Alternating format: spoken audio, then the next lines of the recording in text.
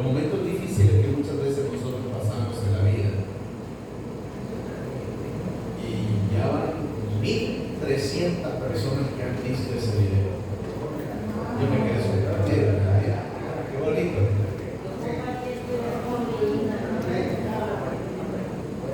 Hay que seguir compartiendo, porque si en el internet muchas veces pues hay cosas diversas, y por qué no también algo que nos ayude para poder edificarnos en la vida.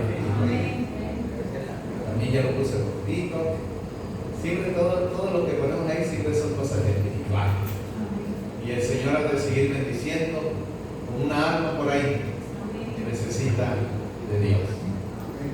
Así que me siento muy contento y les invito a seguir compartiéndolo para que otros puedan conocer de Cristo Jesús. Hoy vamos entonces a considerar la parte 2 del tema, la pura verdad sobre si existe el rapto secreto, ¿verdad? Ayer nosotros estudiamos que hay dos diferentes interpretaciones. Vamos a orar, le vamos a pedir la dirección del Señor para abrir su palabra. Señor, bendícenos y que todo lo que hagamos sea para ti, Padre Santo. Amén. Queremos exaltar a Jesucristo, amén, nuestro Salvador. Solamente Él merece la honra, la gloria, la alabanza. Nosotros somos simples seres humanos, pecadores, pero en Cristo somos vencedores. Gracias a ti, Señor. Bendito sea tu nombre. Gracias por todo, bendito Dios. Queremos exaltar tu verdad y aplica tu verdad, Señor, a través de tu Espíritu Santo a nuestra mente para tomar decisiones para la salvación y vida eterna. Cristo Jesús. Amén. Dos interpretaciones. Todo ojo le verá y el otro, la venida de Cristo será en secreto. Ya nosotros estudiamos ayer en la noche que esta interpretación del, bueno, aquí no cambia, no se puede, pero nosotros estudiamos que hay dos diferentes interpretaciones. La que ahora vimos nosotros fue: la iglesia va a ser raptada antes de la segunda venida de Cristo, después vendrá la tribulación por un periodo de 7 años, y aquellos que no fueron raptados en forma invisible tendrán que pasar por las terribles plagas, tribulación, anticristo, la marca de la bestia. Ya nosotros estudiamos eso. Así que las personas que no se fueron en el primer avión, hay otro segundo avión. Y nosotros estudiamos que no hay dos aviones. ¿Que hay? ¿Cuántos? Que hay uno nada más. O sea, una oportunidad, a eso me refiero. Que hoy es la oportunidad. Escúchelo bien. Hay personas que dicen: no, yo puedo disfrutar mi vida. Sí, ella disfruta, pero no tiene la vida comprada. Mire, hoy en día hay jóvenes a temprana edad que mueren. O sea, la muerte viene para todos los seres humanos. Y no pensemos que porque tenemos la fuerza ya siempre la vamos a tener. La Biblia dice que el único que nos da la fuerza es solamente Dios. Entonces Dios busca a la persona para darle salvación, pero a veces el corazón es tan pedregoso que no desea o no toma la decisión firme. Me acuerdo cuando yo tenía 17 años me entregué al Señor, y desde los 17 años hasta ahora sigo en la iglesia, con altas, bajas, con problemas, todo lo tenemos, pero siempre Dios va por delante de todo esto. Pero quizás habrá una persona aquí que no ha tomado la decisión de ser bautizado, no ha aceptado a Cristo, no está caminando en regla de acuerdo a la palabra de Dios. Déjame decirte que ahí sí estás mal, que ahí hay un problema. Sí, Dios es amor, pero ese grande amor le costó.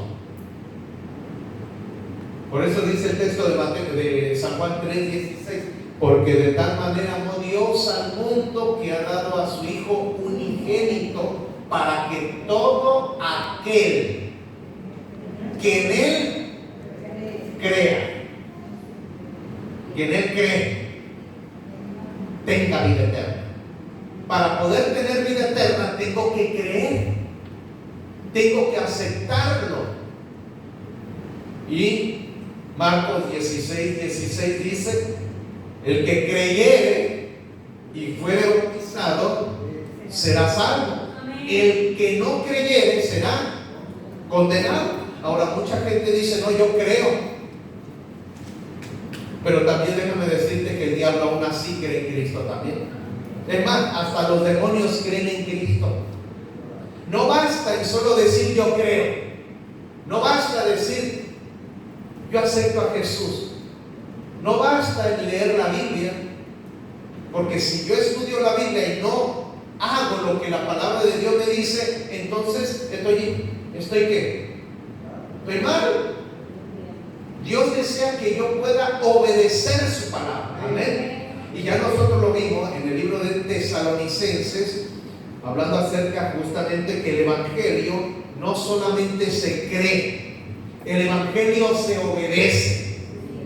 Vamos a leerlo en el libro de Primera de Tesalonicenses, capítulo 1. Y esto es palabra de Cristo mismo.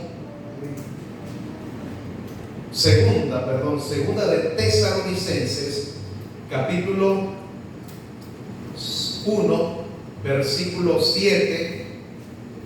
Segunda de Tesalonicenses, capítulo 1, versículo 7. Y a vosotros que sois atribulados, daros reposo con nosotros cuando se manifieste el Señor Jesús desde el cielo, con los ángeles de su poder, en llama de fuego, para dar retribución a los que no conocieron a Dios ni obedecen el Evangelio de nuestro Señor Jesucristo, los cuales sufrirán pena de eterna perdición, excluidos de la presencia del Señor y de la gloria de su poder, cuando venga aquel día para ser glorificado en sus santos y ser admirado en todos los que creyeron. Aquí hay dos grupos de personas: aquellos que no obedecen el Evangelio, aquellos que no creen en el Evangelio, aquellos que no aceptan a Jesús.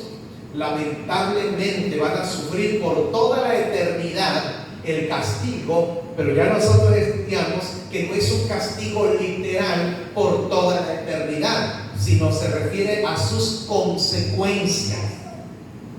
O sea que la persona dejará de ser por toda la eternidad. Eso es el texto. Ya nosotros lo estudiamos. Dejarán de ser por toda la eternidad. Sin embargo, versículo 10: cuando vengan aquel día para ser glorificado en sus santos y ser admirado en todos los que creyeron. Aquí está el otro grupo de personas: aquellos que sí aceptaron al Señor, aquellos que obedecen al Señor, aquellos que están dispuestos a pelear la batalla hasta el mismo final. Dice el Señor aquí en Segunda de Tesalonicenses, versículo 10, que van a ser glorificados.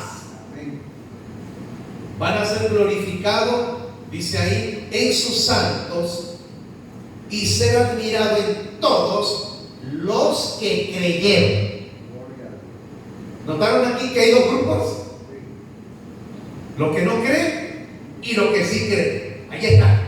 Siempre en toda la historia usted va a encontrar que siempre hay dos grupos de personas: los que creen y los que no creen. Algunos pueden decir: bueno, yo no creo y sí creo. Es decir, hay gente que está un pie en la iglesia y un pie en el mundo. Bueno, déjame decirte que los que están en esa condición, o estás o no estás, así de claro. O obedeces o no obedeces. Nadie va a decir: bueno, pues yo estoy aquí, no estoy ni allá ni con Jesús y no estoy ni con el enemigo, yo estoy neutral. No, es que en el tiempo final, más bien no final, es en el tiempo presente, porque nadie tiene la vida comprada. Me acuerdo un día allá en República Dominicana, estaba dando una campaña evangelística, y una hermana de la iglesia, al salir de la iglesia, pasó un carro y la atropelló. Pero claro, la hermana creo que no volteó hacia el lugar, iba quizás pensando en otra cosa, y la atropelló un carro, vino un helicóptero y se la llevó. Yo nunca más supe de la hermana qué le pasó, pero sí la aventó. El hombre venía creo que como unos 40 millas, kilómetros, perdón. Nadie de nosotros tiene la vida comprada. Pero aquí está el grupo de los que creen y los que no creen, los que aceptan y los que no aceptan. Si yo acepto, tengo que obedecer su palabra y vivir su palabra, pero con la ayuda del Señor. Porque por mí mismo no puedo obedecer. Somos pecadores, pero cuando me aferro a Cristo puedo obedecer su palabra. Entonces, las personas que creen en esto, que hay una segunda oportunidad, no es así. La oportunidad es hoy. ¿Acepto o no acepto? La pregunta es, ¿habrá una persona aquí que no ha aceptado a Cristo Jesús como su Salvador personal? Y aceptar a Jesús como su Salvador personal es ser bautizado. El que creyere y fuere bautizado será. Yo tengo que ser bautizado, y ya nosotros estudiamos que el bautismo o el bautizo de recién nacido no es válido porque la Biblia no menciona nada de eso. Eso lo estudiamos, creo que fue el miércoles, ¿verdad? Miércoles o jueves. Estudiamos eso, un tema maravilloso. Yo tengo que creer en Cristo y tengo que aceptar a Cristo. Porque el centro de la salvación está en Cristo. Sin embargo, los que creen en esta interpretación del rapto secreto, dicen, hay una segunda oportunidad. No, en verdad no hay ninguna oportunidad después. Hoy es la oportunidad, porque ya de muerto, ya viene el juicio.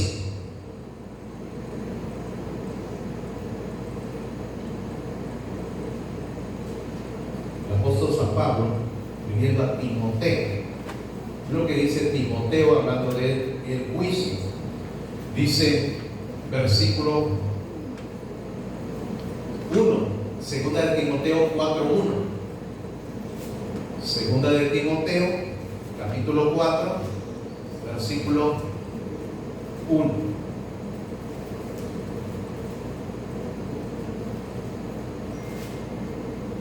Dice así: te encarezco delante de Dios y del Señor Jesucristo, que juzgará a los vivos y a los muertos en su manifestación y en su reino.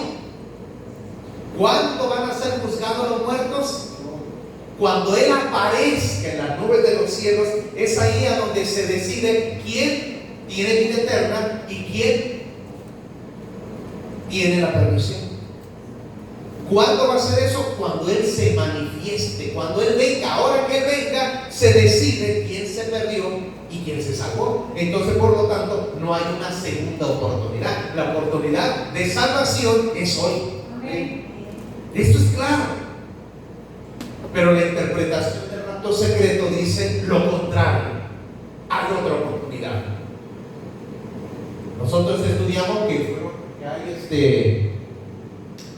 hay esta serie de películas que muchas personas lo ven y creen que es una realidad, y ya nosotros estudiamos de dónde viene el rapto secreto, ¿verdad? Esta es la película que se llama Dejados Atrás, que justamente habla del rapto secreto. Pero recuerden, según lo que estudiamos, la palabra rapto secreto es una palabra negativa, no positiva.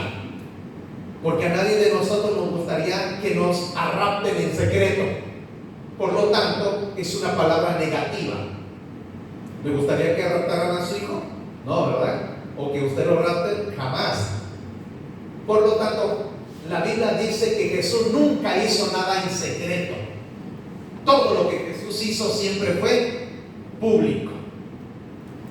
el pensamiento de la interpretación dispensacionalista cree eso. El pensamiento dispensacionalista dice que las personas van a ser arraptadas antes de la venida de Cristo y que solamente van a ser arraptadas o llevadas al cielo las personas que tengan o que sean fieles o que hayan sido fieles, y lo van a ver con los ojos espirituales. Que solamente los ojos espirituales van a ver la venida de Cristo, y es ahí a donde la gente, cuando ve la venida de Cristo, recuerden nuevamente, los ojos espirituales. El que no es espiritual no lo va a ver. La creencia del rapto secreto dice que los ojos espirituales van a ver la venida de Cristo, y al verlo, Dios se lo lleva. Y por eso dice que va la gente en un avión y la gente empieza a desaparecerse. ¿Y dónde está? Pues yo no sé. Se fue. ¿Y a dónde se fue? Pues yo tampoco no lo sé, pero dice la interpretación que se fue al cielo. Pero recuerde que la Biblia no habla de eso. Nadie se va a desaparecer. Y ahorita lo vamos a ver bíblicamente para que usted vea que esta interpretación del rapto secreto es una mentira. Es más, dijimos nosotros que es una creencia jesuita y evangélica y dispensacionalista. Ahí está. El rapto secreto es historia secreta, jesuita, evangélica y fantástica. Ya nosotros vimos lo que viene siendo los dispensacionalistas. Dispensacionalismo o fundamentalismo, o los fundamentalistas, son corrientes religiosas ideológicas. Son corrientes que, si usted no está bien afirmado en la palabra de Dios, esa corriente puede a usted llevarlo a una confusión. Usted tiene que saber muy bien esto. Creencias dispensacionalistas, fundamentalistas, son corrientes religiosas que no están basadas en la Biblia. Bueno, está basada en la Biblia, pero tuerce la Escritura. Por ejemplo, hay otras corrientes que está la alta crítica y la baja crítica. No vamos a hablar de nada de eso, pero se lo menciono para que usted pueda también estudiar justamente lo que yo mencioné: alta crítica, baja crítica. Entonces, vimos nosotros que la corriente de la interpretación del rapto secreto se funda en el año 373 bajo el monje ortodoxo Efraín el Sirio. Efraín el Sirio dice: los santos y selectos serán congregados antes de la tribulación y llevados al cielo para que no vean la confusión que ha de venir sobre la tierra. Y ahí se fundamentan los movimientos evangélicos para la interpretación del rapto secreto. Pero esta cita de este monje ortodoxo es apócrifa. Ya ustedes ayer, sí fue ayer, ¿verdad? Ayer ustedes conocieron lo que es la palabra apócrifo, ¿verdad que sí? ¿Qué es apócrifo? Para los que estudiaron ayer conmigo.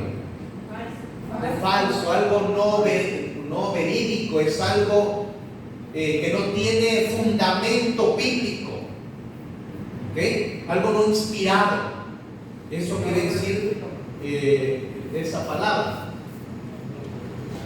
Ahora, vimos nosotros que Francisco de Rivera fue un sacerdote jesuita, doctor en teología en España, en el año 1590. Entonces él hizo un comentario sobre Apocalipsis, y ahí entonces da la interpretación, según él, acerca de los 3 años y medio, de los 7 años que va a venir sobre la tierra, que mientras los santos están en el cielo, 7 años de tribulación, viene el anticristo, viene la tribulación, vienen las plagas, y entonces otra vez aparece Cristo, y según la interpretación dice que los judíos se va a restablecer otra vez Jerusalén, allá la ciudad de Dios, entre comillas, y dice que los judíos van a aceptar a Cristo y Cristo lo va a salvar. Nuevamente, pensamiento dispensacionalista, fundamentalista, es una corriente ideológica, no es bíblica, pero ellos creen esto. ¿Por qué? Porque los judíos hasta la fecha de hoy no han aceptado a Cristo. Hasta la fecha de hoy no creen en Cristo. Pero Cristo ya vino. Y el judío que no acepta a Cristo hoy, ahora, está perdido. Por eso la salvación es hoy. ¿Aceptas o no aceptas? ¿Estás dispuesto a hacer lo que la palabra de Dios dice o no estás dispuesto a hacerlo? Muy interesante todo esto, porque el diablo tiene a la gente con Babilonia, y Babilonia quiere decir confusión. El diablo tiene confundido al ser humano, y el ser humano, como no estudia la Biblia, por eso está confundido. El padre del futurismo fue este hombre,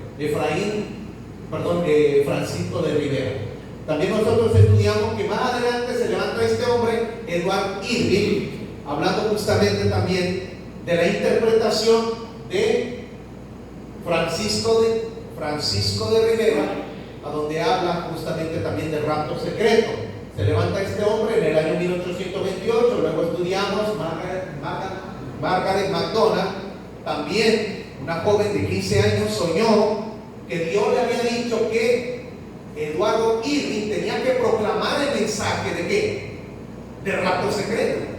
Más adelante viene otro hombre llamado John Nelson Darby, en el año 1882, que fue el padre del dispensacionalismo. Él fue el padre del dispensacionalismo, corriente ideológica. Vimos que este hombre fue un clérigo de una iglesia de Irlanda, promovió el futurismo, el rapto secreto. Darwin asistió a la serie de reuniones, a donde entonces él empezó a proclamar el mensaje, gracias también a la visión de Margaret MacDonald y también lo que viene siendo Edward Irving. Luego, ya en los años 1860, 1840, según dice aquí, la enseñanza del rapto secreto fue introducida en los Estados Unidos y Canadá en esas décadas, 1860, etc. Así que la enseñanza del rapto secreto no es bíblica. Ni los apóstoles hablaron nada del rapto secreto. Eso fue más adelante, ya en esta fecha. ¿Ok? Y estudiamos también nosotros ayer que el que le dio más auge, el que le dio más empuje para que de esta manera la gente pudiese creer en el rapto secreto hoy en día, fue este hombre llamado Cyrus Scofield. Ingerson, ¿verdad? Ingerson. Sí. Y estudiamos nosotros que fue el autor de una versión bíblica conocida como la Biblia anotada de Scofield, que contiene abundantes notas explicativas. Estudiamos nosotros que esa es la Biblia de Scofield. La Biblia de Scofield tiene notas explicativas, y esas notas explicativas, de acuerdo a lo que nosotros estudiamos, son simplemente notas que explican el texto. Pero el autor, que fue Scofield, de esa Biblia, él entonces, no es que la Biblia sea mala, estamos hablando de las notas explicativas, como ayer una hermana me dio su Biblia, y entonces esas notas explicativas vienen siendo como este. Aquí está el texto bíblico, los versículos, y aquí hay unas notas explicativas, y esas notas explicativas te están enseñando lo que dice el texto. Esas son notas. Estas notas explicativas no son inspiradas. Todo lo demás sí es inspirado, pero esas notas no son inspiradas. Entonces la gente, al leer la Biblia y al poder ver lo que son esas notas explicativas, y esas notas explicativas lo hizo Scofield. Al poder entonces ver la gente, leer la Biblia, y abajito estar o teniendo esas notas, y la gente al leerlo da la explicación de ese texto bíblico. Entonces la gente que no tiene conocimiento dice: wow, mira, entonces hay un rapto secreto. Bueno, según la nota, pero esa nota no es inspirada. Entonces, por eso la gente piensa que esas notas son inspiradas, pero la gente que no tiene conocimiento. Pero ya usted sabe que esas notas no son inspiradas. Hasta ahora, ¿alguna pregunta? Ya ayer nosotros lo estudiamos, ¿verdad?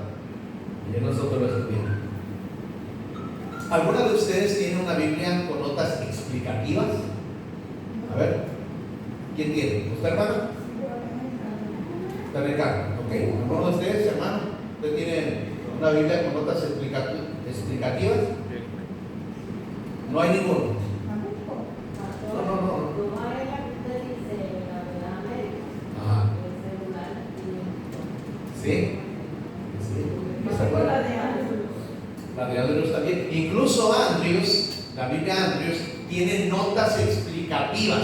Esas notas explicativas no son inspiradas tampoco. Pero como en la iglesia creen eso, simplemente te escriben lo que se cree. ¿Ok? Es la creencia adventista. Pero en este caso esta persona fue más allá. Interpretó el rapto secreto.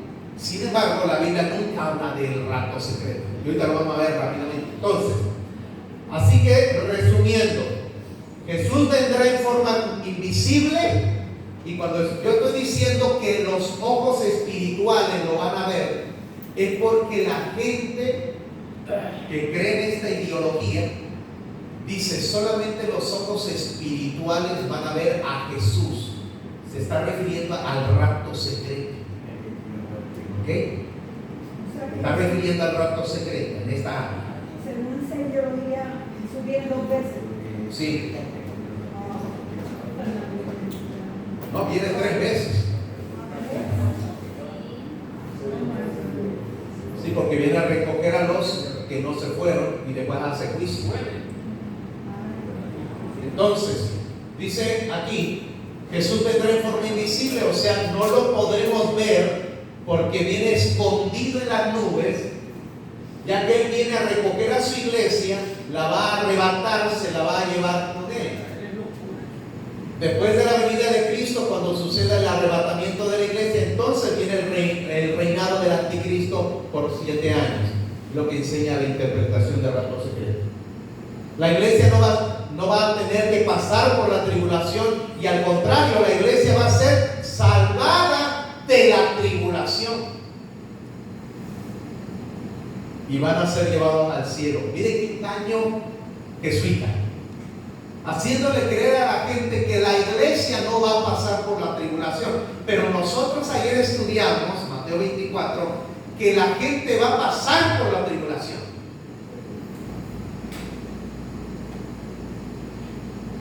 Todo ser humano va a pasar por tribulación, pero la creencia del rapto secreto dice: no te preocupes, iglesia, tú tranquilo, no vas a pasar por tribulación, el Señor va a venir, el Señor te va a llevar, y todo lo demás, la gente malvada va a hacer o va a pasar por el anticristo, la marca de la bestia, por las plagas, por los desastres, pero tú no lo vas a pasar. Eso es una creencia jesuita, una creencia dispensacionalista. Miren lo que dijo el pastor Gille Ávila.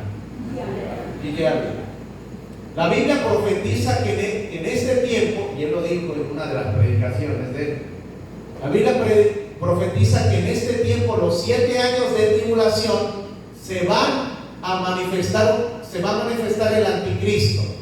Este hombre es un misterio al momento, pero se manifestará con gran engaño, y el tiempo de su aparición está muy cerca.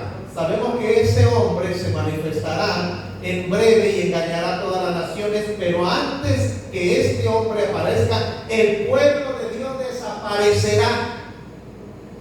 El rapto de la iglesia es el evento que nos librará de este terrible juicio.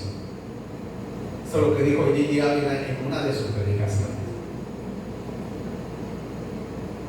Pero ya nosotros vimos que esto no es así. ¿Dónde está eso? Vamos ahora al texto bíblico, Mateo 24, 23 al 27.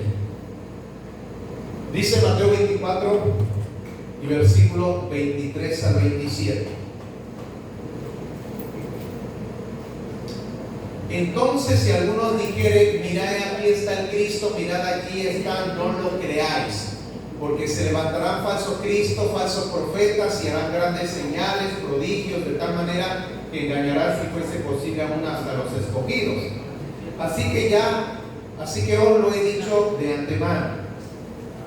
Y entonces dice en el versículo 26, mirad, está en el desierto, dice la gente, hablando acerca del anticristo, dice, no salgáis, o mirad, está en los aposentos, no lo creáis, porque como el relámpago que sale del oriente y se muestra hacia el occidente, así también será la venida del Hijo del Hombre. Así que cuando Cristo se manifieste, según la Biblia, ahora ya estamos entrando a lo bíblico, cuando Cristo se manifieste, dice así como sale el relámpago, porque como el relámpago sale del oriente y se muestra hacia el occidente, así también será la venida del Hijo del Hombre. Quiere decir entonces que así como sale un rayo, un relámpago, ahora te pregunto, cuando sale un relámpago, ¿se ve o no se ve? Pues se ve. Pues así como el relámpago se ve y alumbra, ¿verdad? Porque alumbra el cielo, así será la venida del Hijo de Dios. Es decir, todo ser humano va a ver la venida de Cristo y no los ojos espirituales. Todo ojo lo va a ver. ¿Me explico? Vamos al libro de Apocalipsis capítulo 1 y versículo 7. Apocalipsis capítulo 1 versículo 7. Dice así: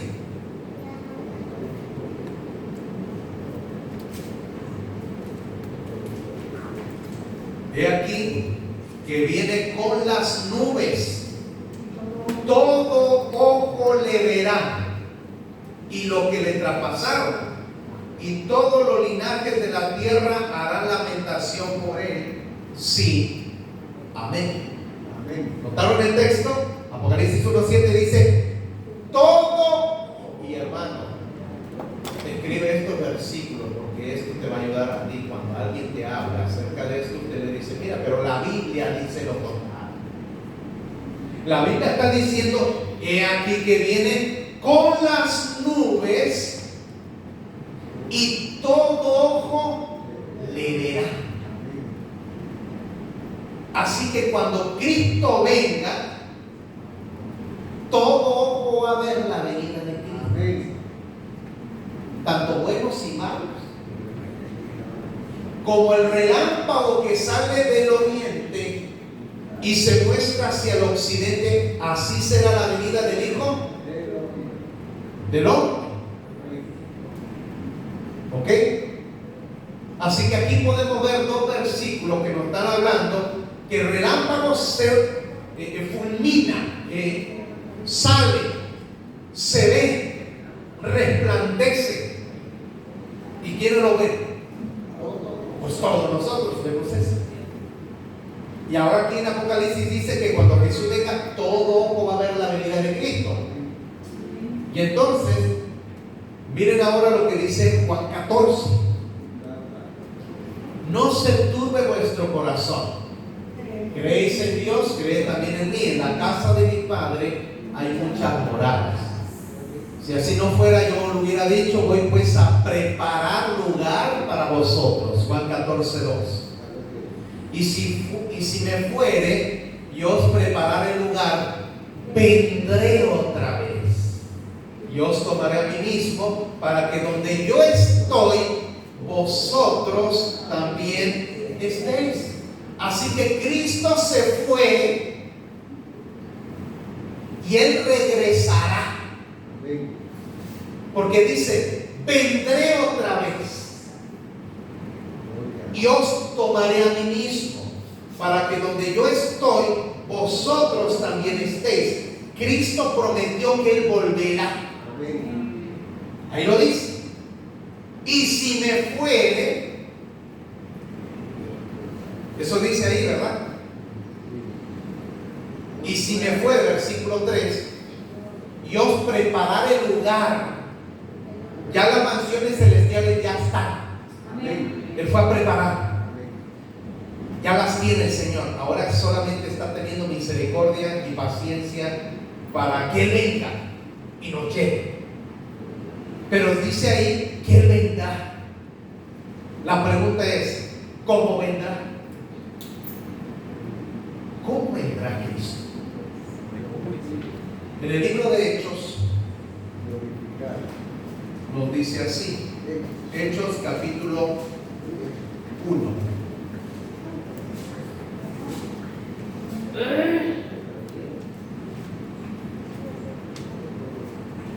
Versículo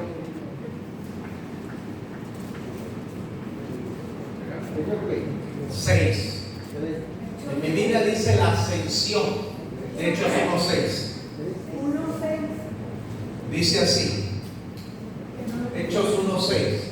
Recuerden que hay texto bíblico que yo no pongo ahí porque ya yo tengo la creencia que el Espíritu Santo también uno lo va guiando. 1:6. Lo va guiando y hay texto bíblico que se trae Dios a la mente de acuerdo a lo que se está hablando. Hechos 1:6. Noten ahí noten ahí que en ese versículo 3 dice: si me fuere yo a preparar el lugar, vendré otra vez. Yo le hice la pregunta: ¿cómo Él va a venir? Vamos a leer. ¿Cómo Él va a venir? Vamos a ver lo que dice el libro de Hechos. Entonces los que se habían reunido le preguntaron diciendo: Señor, ¿restaurarás el reino de Israel en este tiempo? Y Jesús les dijo: no os toca a vosotros saber los tiempos y las sazones que el Padre puso en su sola potestad, pero recibiréis poder cuando haya venido sobre vosotros el Espíritu Santo, y me seréis testigos en Jerusalén, en Judea, en Samaria y hasta el último de la tierra. Y habiendo dicho estas cosas, viéndolo ellos, fue alzado y le recibió una nube que le ocultó de sus ojos. Y estando ellos, ¿quiénes ellos? Los apóstoles, con los ojos puestos en el cielo, entre tanto que él se iba, Jesús estaba ya ascendiendo. Estaba ascendiendo. Una nube empezó a ocultar a Cristo.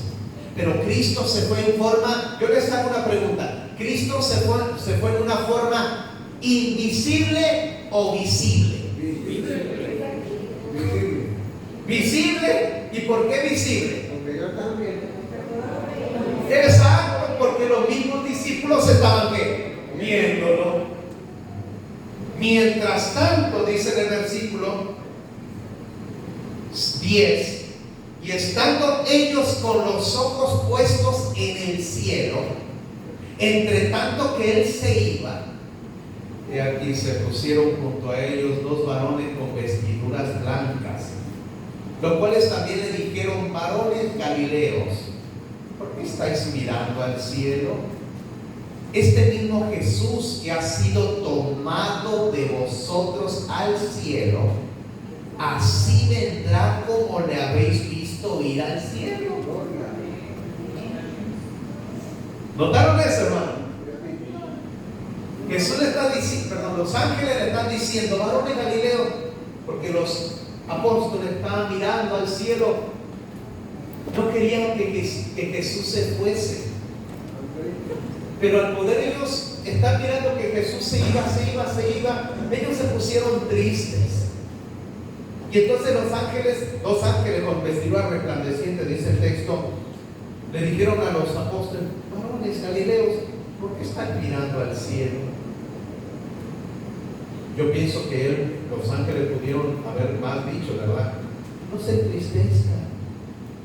Yo puedo pensar que los apóstoles quizás estaban llorando, aunque no lo dice la Biblia, y no es pecado lo que yo estoy diciendo, porque ya estoy yo pensando algo que quizás alguno de nosotros hubiera hecho, porque si Jesús estuvo en la tierra sanando, dando amor, y ahora Jesús ya no va a estar con uno, pues yo pienso que ellos quizás se pusieron tristes, llorando, y por eso los ángeles le dijeron: varones, ¿por qué estás así? No triste, no estés triste. Quizá uno de los apóstoles: sí, pero es que el Señor se fue. Y entonces los ángeles le dijeron: mire, así como Jesús está ascendiendo al cielo, así volverá otra vez. Amén. Eso me da a entender, según el texto que dice: así como Él se fue visiblemente, así Él volverá visiblemente. Amén.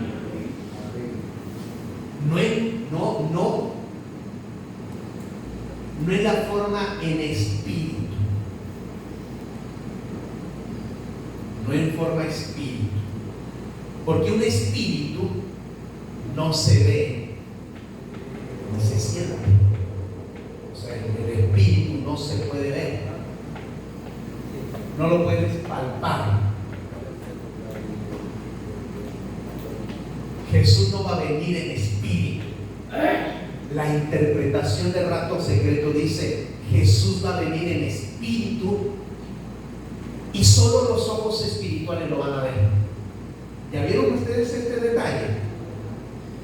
¿Están entendiendo este detalle? Pero la Biblia dice lo contrario. La Biblia dice: así como Él se fue, así como le habéis visto ir con sus propios ojos ustedes, así vendrá otra vez.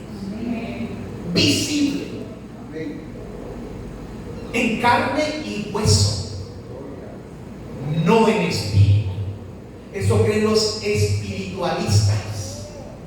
La creencia espiritualista cristiana cree que Jesús vendrá en espíritu. Nadie lo va a poder ver, solamente lo que esté preparado. Pero la Biblia dice lo contrario. La Biblia dice: todo ojo va a ver la venida de Cristo. Amén. ¿Entendemos eso?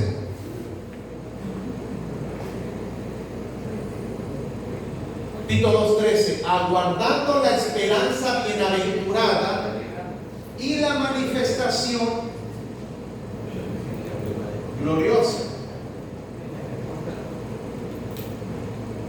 de nuestro gran Dios y Salvador Jesucristo. Esperando, anhelando la aparición del Señor Jesús, aguardando esa esperanza bendita que hay en nuestro corazón de algún día ver al Señor Jesús. ¿Y cómo va a venir el Señor Jesús? En las nubes del cielo. Mateo capítulo 24, vean, Mateo capítulo 24, hay bastantes pasajes bíblicos que hablan de esto. Mateo 24 dice: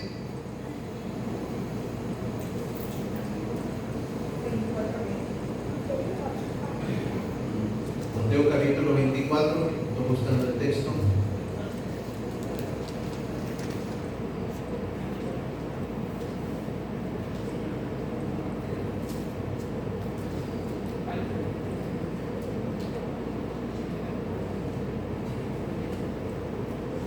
Dice en el versículo 29: e inmediatamente después de la tribulación de aquellos días, notaron que hay una tribulación. Según, si usted lee el contexto bíblico desde el versículo 1 de Mateo 24 hasta el versículo 28, te está hablando de muchas cosas que han de venir sobre la tierra: engaños, terremotos, guerras, pestes, falsos cristos, falsos profetas, y te hablan muchas cosas, lo que va a pasar en el cielo también, en la tierra, angustia, etc. Y entonces dice el texto: después de la tribulación de aquellos días, el sol se oscurecerá, la luna no dará su resplandor, las estrellas caerán de los cielos y las potencias de los cielos serán conmovidas. Los cielos se van a conmover, se van a sacudir. Y Apocalipsis dice que el cielo se va a enrollar como un libro que se enrolla. Y entonces dice versículo 30, aparecerá la señal del Hijo del Hombre en el cielo. Y entonces lamentarán todas las tribus de la tierra y verán al Hijo del Hombre viniendo sobre las nubes de los cielos con grande poder y grande gloria. Y enviará a sus ángeles con gran voz de trompeta y juntarán a los escogidos. Lo que nos va, ahí viene el arrebatamiento. Miren ese pasaje. Ese es el arrebatamiento de la iglesia. ¿Quiénes van a recoger a los justos? ¿Quiénes? Los ángeles. Ahí lo dice. Dios enviará, versículo 31, con gran voz, enviará a sus ángeles con gran voz de trompeta y juntarán a sus escogidos de los cuatro vientos, desde un extremo del cielo hasta el otro. Ahí entonces dice que van a ser quienes, salvos todos aquellos que creyeron en Cristo. Los ángeles lo van a llevar y se lo van a llevar al cielo. Pero antes que esto suceda, según en el libro de Corintios, en el libro de Tesalonicenses, dice que nuestro cuerpo tiene que ser de un cuerpo pecador a un cuerpo glorificado. Eso viene también de un cuerpo incorruptible a un cuerpo incorruptible para ir al cielo. Así que, según el pasaje me está diciendo que todo ojo va a ver la venida de Cristo y que la tribulación, todo ser humano va a pasar por tribulación, y entonces aparecerá el Señor Jesús y juntarán a aquellos justos. ¿Estamos entendiendo esto, hermanos? ¿Sí?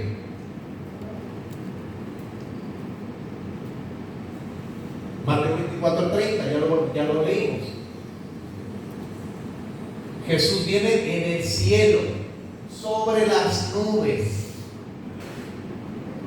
Cristo viene en el cielo, sobre las nubes. En toda la Biblia usted va a encontrar que Cristo siempre viene en las nubes, con poder, con gloria. Viene en el cielo. No va a andar tocando la tierra.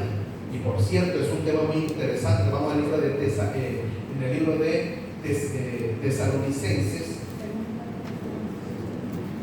Porque algunos piensan que Jesús va a tocar tierra.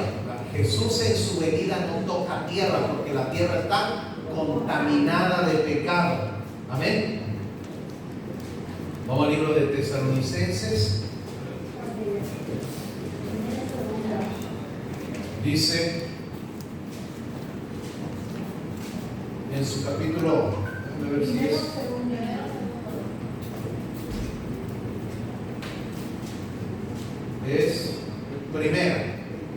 primera de Tesalonicenses 4, versículo 13. Tampoco queremos, hermanos, que ignoréis acerca de los que duermen, para que no os entristezcáis con los otros que no tienen esperanza. Hay gente que está muerta, tiene esperanza. Hay gente que está muerta y no tiene esperanza. Hay gente que tiene y gente que no tiene. Primera de Tesalonicenses 4:13. Versículo 14, pero si creemos que Jesús murió y resucitó, así también traerá Dios con Jesús a los que durmieron en él. Por lo cual os decimos esto en palabra del Señor, que nosotros que vivimos, que habremos quedado hasta la venida del Señor, no precederemos a los que durmieron. O sea, no nos vamos a adelantar. Porque el Señor mismo, con voz de mando, con voz de arcángel, con trompeta de Dios, descenderá del cielo. ¿Notaron? Siempre habla del cielo. Cristo viene del cielo, del cielo, del cielo. Y los muertos en Cristo resucitarán primero. Luego nosotros, los que vivimos, los que habremos quedado, seremos arrebatados juntamente con Él, con ellos, en las nubes, para recibir al Señor en el aire. Y así estaremos para siempre con el Señor. ¿Notaron aquí cómo la Biblia dice que los que han de ser salvos, dice que los muertos en Cristo resucitarán y los vivos justos, sus cuerpos van a ser transformados de un cuerpo pecador a un cuerpo glorificado. Los justos resucitan, los vivos son transformados, y entonces ahí viene el arrebatamiento. Ahí es cuando Dios agarra a sus salvos y se los lleva al cielo por 1000 años. Pero dice que va a ser que Dios va a recibir a los justos hombres en el aire. Me lo dice. Serán arrebatados, versículo 17, juntamente con ellos en las nubes para recibir al Señor en el aire. En el aire. Y así estaremos para siempre con el Señor. Así que Cristo no toca tierra. Cristo va a estar en el aire. ¿Por qué Cristo no toca tierra? Porque la tierra está contaminada por el pecado. ¿Ok? Interesante, ¿verdad? Rapidito. ¿Cuál es la diferencia del rapto y arrebatamiento?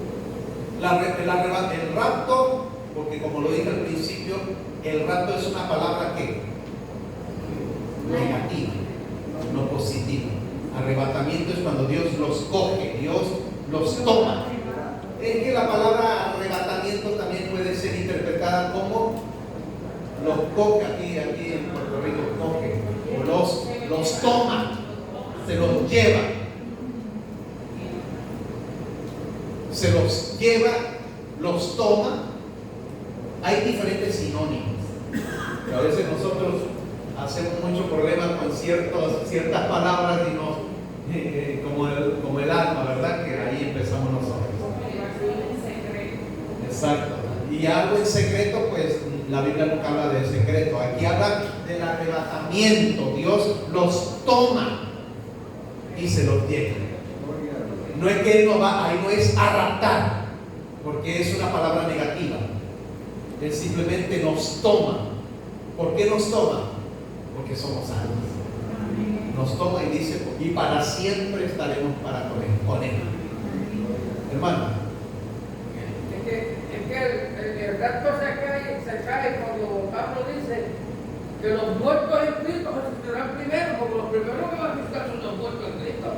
Exacto. Entonces ellos dicen que no, que viene el Señor y rapta a la iglesia y se la lleva. Y los muertos en Cristo, ¿qué van a hacer con ellos? Exacto. ¿Dónde queda la resurrección de los muertos? Entonces, si Cristo viniese y son llevados al cielo, ¿dónde está? Como dice el hermano, pues ¿dónde están los muertos que resucitan? Porque según el pasaje dice, los muertos en Cristo resucitan primero, luego nosotros, los que hayamos quedado, seremos arrebatados juntamente con ellos. ¿Quiénes ellos? Los muertos justos que resucitaron. Y es lo primero que va a suceder. Claro. Así que por eso esa creencia del rapto secreto es una creencia diabólica, una creencia jesuita, fantástica y evangélica, no bíblica. Ok, voy concluyendo. Mire, entonces, el regreso de Cristo no se fue en una nube, regresará en las nubes. Se fue. Es que como la luz no me deja, se fue y lo estaban viendo, así también cuando venga lo veremos nosotros. Se fue en forma corporal y regresará de la misma manera en carne y hueso. No existe rapto secreto, porque todo va a ver la venida de Cristo. Amén. Ahora, preguntas al texto de Mateo 24, 40 al 41. Vamos al Mateo 24, 40, rápidamente. Mateo 24, 40, porque ya me quedan unos 10 minutitos. Mateo 24, 40, que aquí es a donde ya la cosa se pone más fuerte. Mateo 24, 40 dice, versículo 40 dice lo siguiente. Entonces, estarán dos en el campo, el uno será tomado y el otro será dejado. Dos mujeres estarán el molino. La una será tomada y la otra será dejada. Velad pues, porque no sabéis a qué hora ha de venir vuestro Señor. Este es el pasaje que agarran las personas para decir, ya viste, uno será tomado y el otro será dejado. Esta es la enseñanza, o de aquí cogen el versículo para decir, ya viste, aquí está el rato secreto. Uno será tomado y el otro será dejado. Una persona va a estar en el campo, una va a ser tomada y la otra dejada. Aquí está el rato secreto, dicen ellos. Dos personas estarán en la cama, una será tomada y la otra será dejada. Interpretación jesuita que habla del rato secreto. Este es el versículo que se frota las manos para decir, ahí está el rato secreto. Pero la pregunta del millón es, ¿qué dice el contexto bíblico? Por eso dice, texto sin contexto es un pretexto.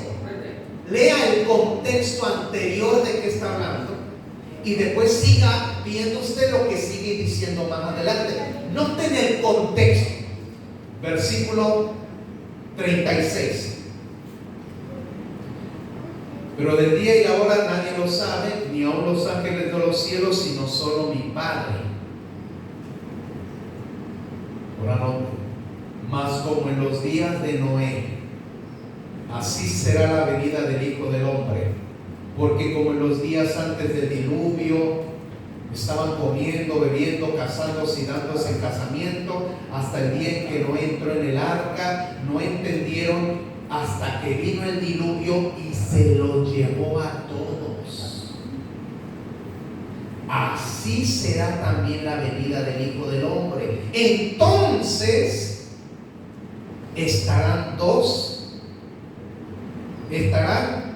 en el campo, el uno será tomado y el otro será dejado. Dos mujeres estarán muriendo en el molino, una será tomada y la otra dejada.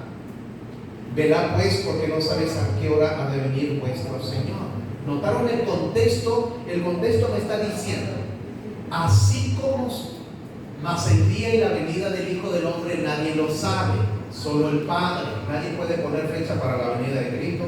Cuidado, que una persona que ustedes vean ahí en YouTube puede ser hasta un pastor adventista, porque hay pastores medios adventistas que se les va el grillo. Nadie puede poner fechas para la venida de Cristo. Ahí lo dice. La hora y la venida de Cristo nadie lo sabe, solo el Padre. Y entonces dice, así como sucedió en los días de Noé, así será la venida del Hijo del Hombre. Porque como en el diluvio la gente comía, bebía, se casaba, hacía lo que se le daba la gana, vino el diluvio y se lo llevó a todos. Así será la venida del Hijo de Dios. Entonces, dice el texto, yo estoy hablando de la Biblia, entonces ¿qué dice? Dos mujeres o dos uno será tomado y el otro será dejado. Pero según el contexto me está hablando como en los días de Noé. Así será la venida cuando Cristo se manifieste. O sea, te está diciendo, mira iglesia, así como sucedió en los días de antaño, así sucederá en los tiempos finales de la historia de este mundo.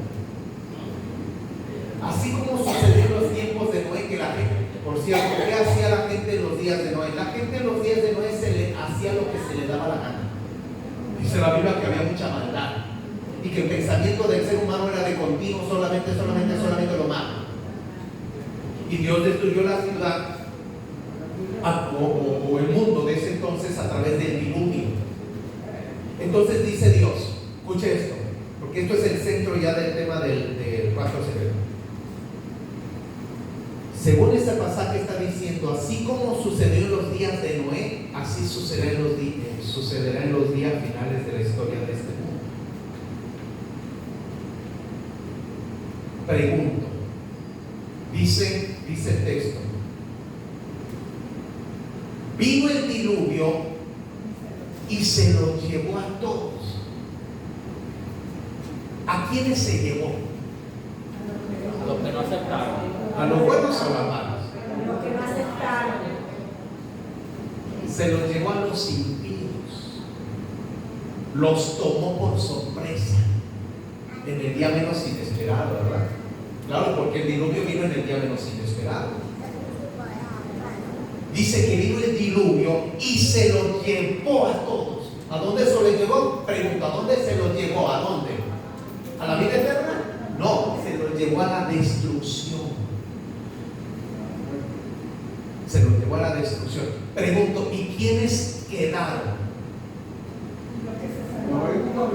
Noé y su familia. Ellos quedaron. ¿Dónde quedaron? Pues en el arca.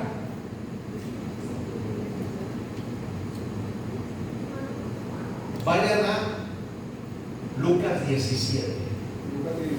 Lucas 17. Lucas 17. Versículo 26.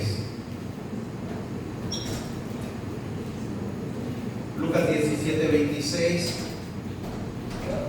Como fue en los días de Noé. Ahora este es Lucas. Lucas es médico, Lucas es un investigador. Allá lo decía Mateo, pero este es Lucas. Como fue en los días de Noé, así también será en los días del Hijo del Hombre.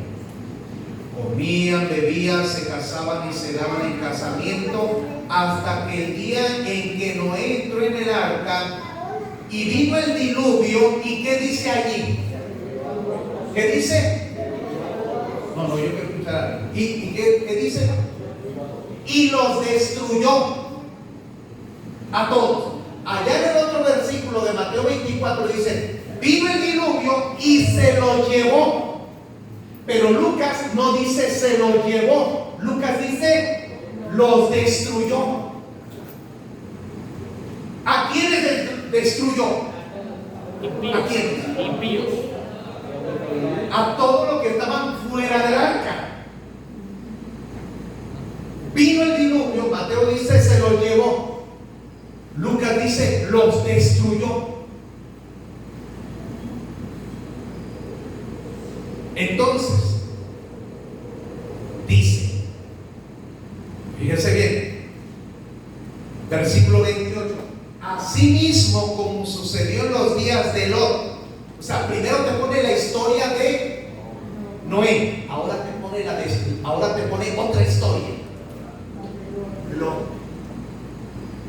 Asimismo como sucedió en los días de Lot, comían, bebían, compraban, vendían, plantaban, edificaban. Mas cuando el día en que Lot salió de Sodoma, llovió del cielo fuego y azufre y los destruyó a todos. Miren, así será el día en que el Hijo de Dios se manifieste. Te está queriendo dar a entender entonces que en el día que Dios se manifieste va a ser un día inesperado. Y la gente va a estar tan tranquila como si nada estuviera pasando. Así como sucedió en los días de Lot, la gente estaba tan tranquila siguiendo sus placeres pecaminosos, pero Dios llamó a Lot y Lot salió. Llovió fuego del cielo y los destruyó a todos. ¿Quién quedó en la tierra? ¿Quién quedó? Lot y su familia. En el caso de Noé, ¿quiénes fueron destruidos? La gente que no estaba en el arca. ¿Quién quedó? Noé y su familia. Así que el que es tomado y el que es dejado. Pregunto, según la interpretación del rapto secreto, dice que el que es tomado, arraptado, es el que se salva, y el que se queda es el que se pierde. Esa es la interpretación del rapto. El que es tomado, raptado, es el que se salva, y el que es dejado es el que se pierde. Nosotros creemos que el que es tomado es el que se pierde, y el que es dejado es el que se salva. Ya lo pongo.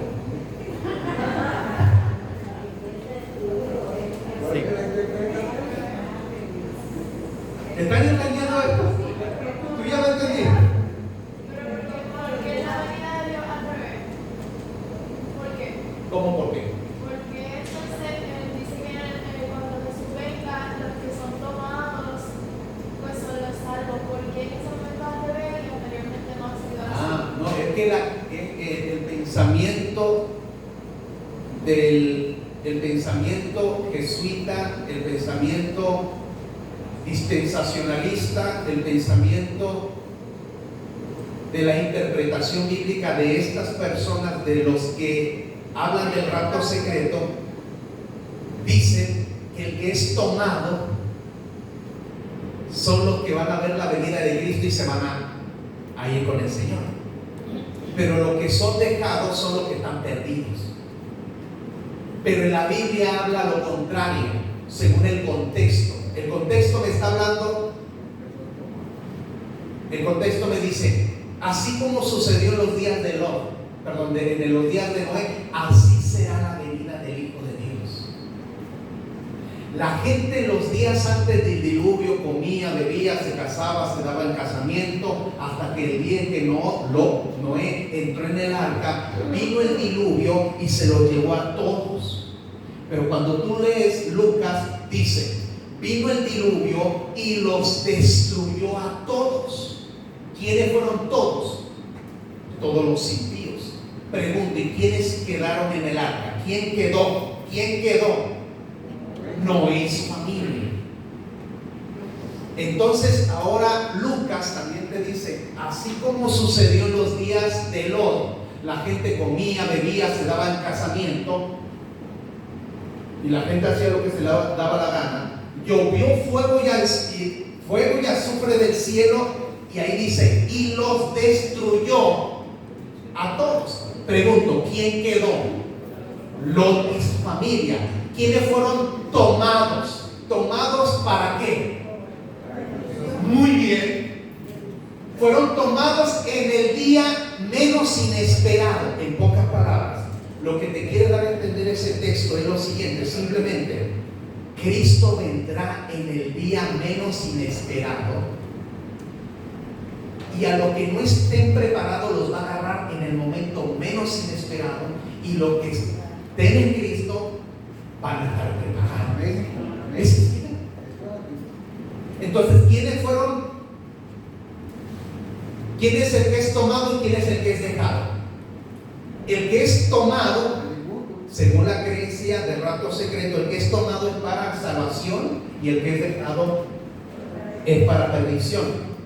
Pero si leemos el contexto bíblico, el que es tomado es para la destrucción y el que es dejado es para la vida eterna. Por eso Dios menciona dos comparaciones: Noé y Lot. Noé quedó vivo, los impíos fueron destruidos. Caso de Lot, llovió fuego del cielo, los destruyó en el día menos inesperado. ¿Y quién quedó? Noé y su familia. Así que en la venida de Cristo sucede lo mismo. Cuando Dios aparezca, la gente no preparada lo va a tomar por sorpresa. Y la Biblia dice que no van a poder soportar la venida de Cristo y van a caer muertos, porque no alcanzan, no pueden ver el resplandor de la gloria de Dios. Y dice la Biblia que los impíos van a correr, dice que van a decirle a la peña, caer sobre nosotros y escondernos de aquel que está sentado en el trono de la ira del Cordero, porque el gran día ha llegado. ¿Quién podrá sostenerse en pie? La gente impía va a querer correr, va a querer ocultarse de la venida de Cristo, pero donde toque el rayo de Dios, ahí la persona queda muerta. Podríamos decirle que ese diluvio, podríamos decirle que es el fuego que consumió a los de Sodoma y Gomorra. Los que quedaron, Dios entonces se los lleva al cielo. Por eso dice la Biblia, nosotros los que hayamos quedado seremos arrebatados, seremos llevados, seremos tomados para estar para siempre en la presencia. ¿Lo pudieron entender, hermano? O el hermano está como muy pensativo. ¿Estás pensando esto? Pues ya está cansado de la mente. Mire, se lo voy a poner de esta manera.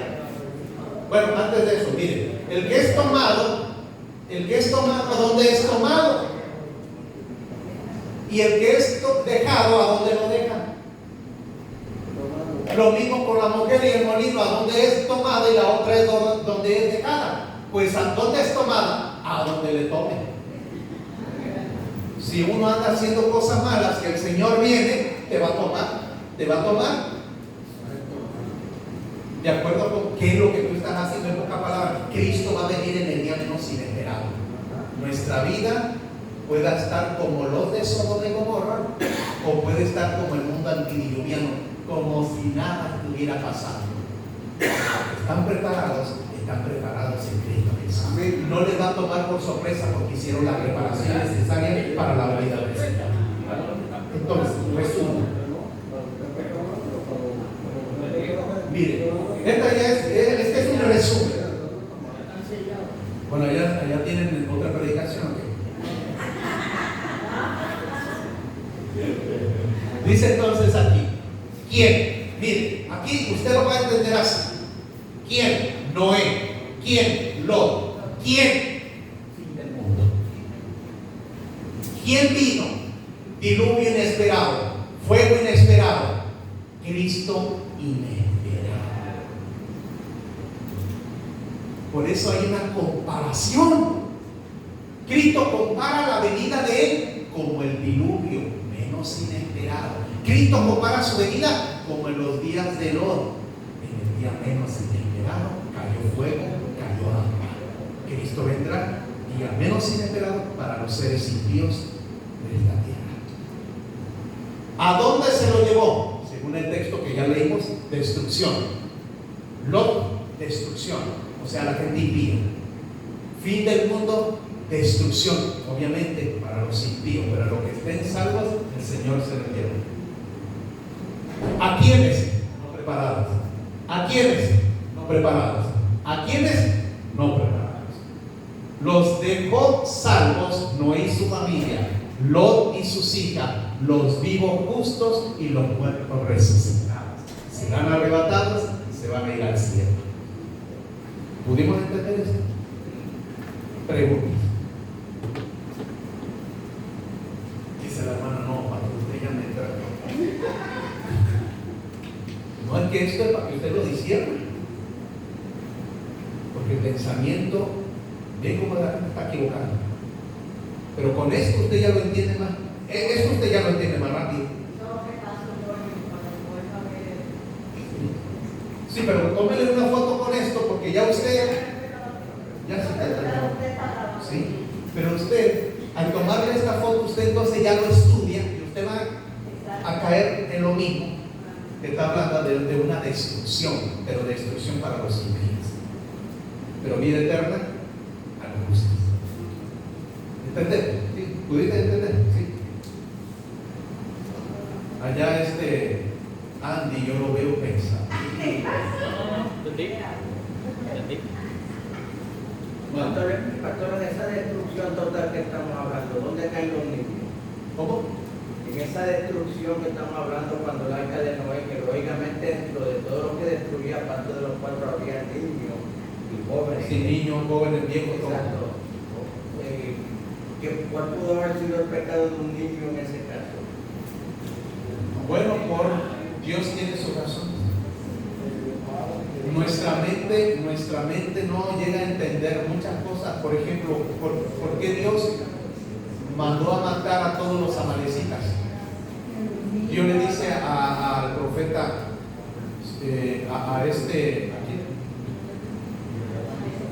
a Saúl, manda y destruye a todos los pecadores de Amalek, hazles guerra, destruye vacas, animales, bueyes, cabras, niños, aún hasta niños de pecho, mata a todos. Y uno puede decir, ay, que Dios está más injusto. Ay, que Dios tendrá sus razones. Yo lo que creo es que hay lo que entra en la gracia divina. ¿Cómo? Porque ¿dónde queda la gracia divina? Bueno, la Biblia dice la paga del pecado es la muerte. La maldad. Muchas veces es porque los hijos traen. Una de las cosas es porque los amalecitas desde el vientre de la madre hacían brujería a Satanás. La consecuencia de los padres. Sí, por las generaciones. Hasta los 12 años, o hasta los 12 años el niño no puede coger 12, 11, y entonces pues prácticamente ese niño de 11 hacia abajo cae bajo el pecado de su familia, de su padre.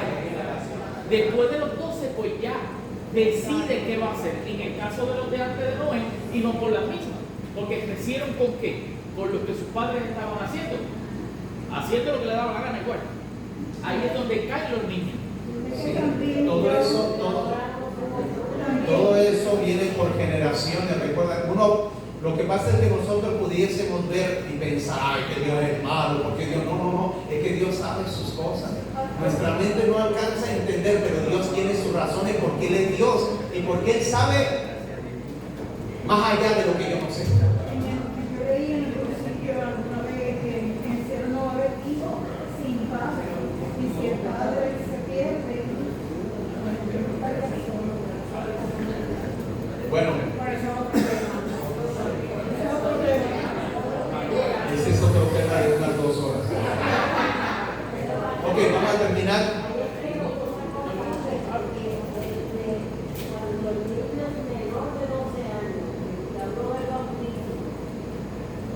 Que antes lo bautizaban para quitarle el pecado. Pero era la fe del padre, no la fe del niño. A un niño pequeño, ¿cómo lo va a bautizar? Si el niño, según lo que estudiamos nosotros, fue que la persona tiene que arrepentirse. ¿El niño pequeño de qué se va a arrepentir? Sí, la creencia de los padres. Sí, porque y ahí viene el pecado original, que era la creencia pagana. Y es ahí también, hablando de lo que dice el hermano, recuerden, lo que pasa es que la gente de aquel tiempo era terrible. Los amalecitas eran terribles. Yo decía, no hay ni uno bueno, porque no hay ni uno. Y encuentra uno organizado. Sí, no, o sea, la gente estaba totalmente perdida. Y por eso, pero antes que Dios destruya, déjame decirte que Dios envió un mensaje antes de su destrucción. Siempre en toda la historia, antes que Dios destruya, Dios manda un mensaje. En el caso de Nínive, sí, Dios les mandó mensaje tras mensaje y la gente, dice la Biblia, que se arrepintió, pero después más adelante volvieron a ser romanos y fueron destruidos. Ahí vemos la gracia de Dios. Pero bueno, ya no estamos yendo por otro tema. Ustedes quieren que yo siga otro tema. Pero ¿podemos entender esto? Yo le pregunto a usted, ¿quiénes son los tomados, los justos o los injustos? ¿Quiénes son tomados? ¿Quiénes creen que los tomados son los justos? Levanten la mano. A ver, hermano, usted no puso atención. ¿Quién se van a ir con el Señor? Los que son justos. Los que son tomados son los justos. Los que son tomados son los justos. Levanten su mano. Y los que son dejados son los salvos. Los que son dejados son los salvos. Levanten su mano. Si usted cree, pues levante la mano.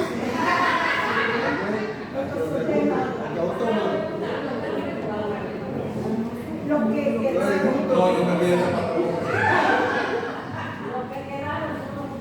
Exacto, los que quedaron son los justos y los que fueron tomados fueron para destrucción. Seguro que ya está ahí en la pantalla. Y los textos que ya hablamos. Sí. Bueno, si no voy a poner otra vez, me cae el tema.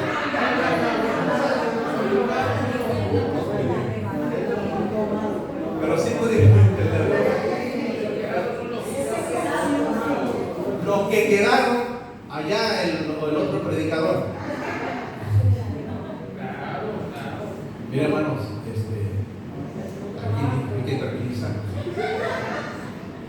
Sí, hermana, los que quedaron son los salvos.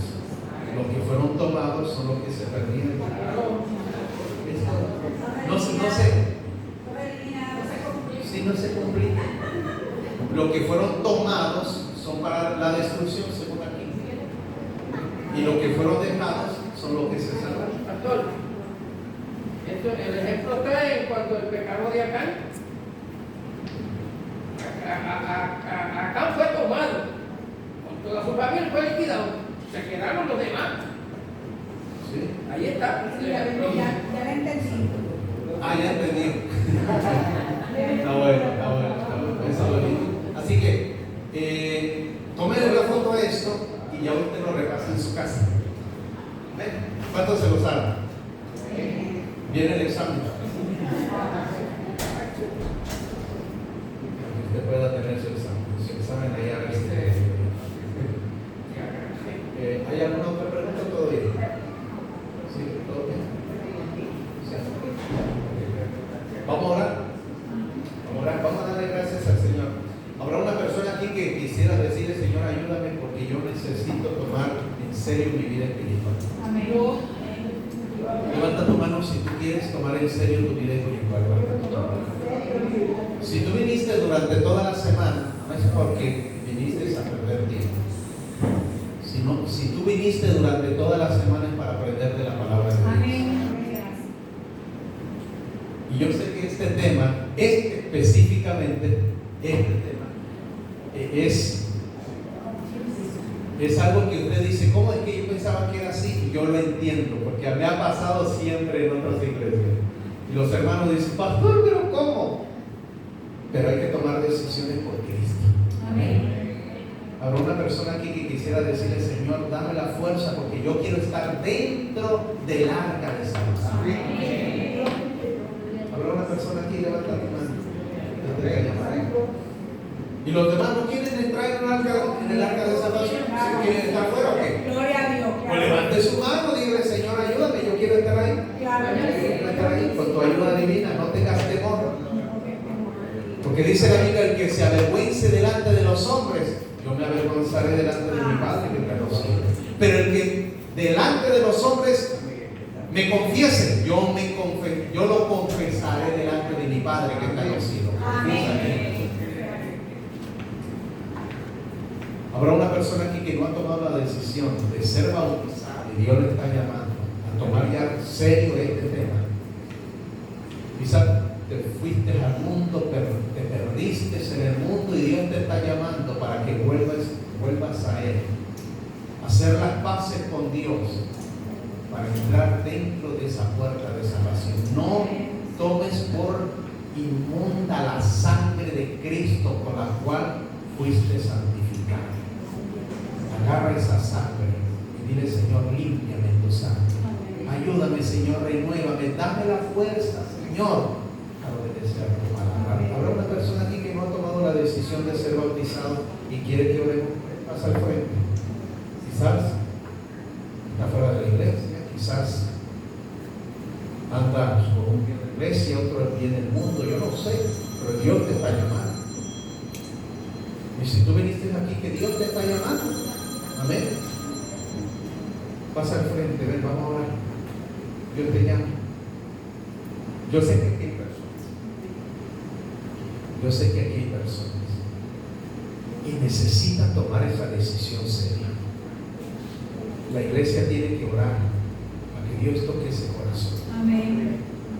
Porque si tú viniste aquí, que Dios quiere tu salvación, pasa al frente, ven, vamos a orar.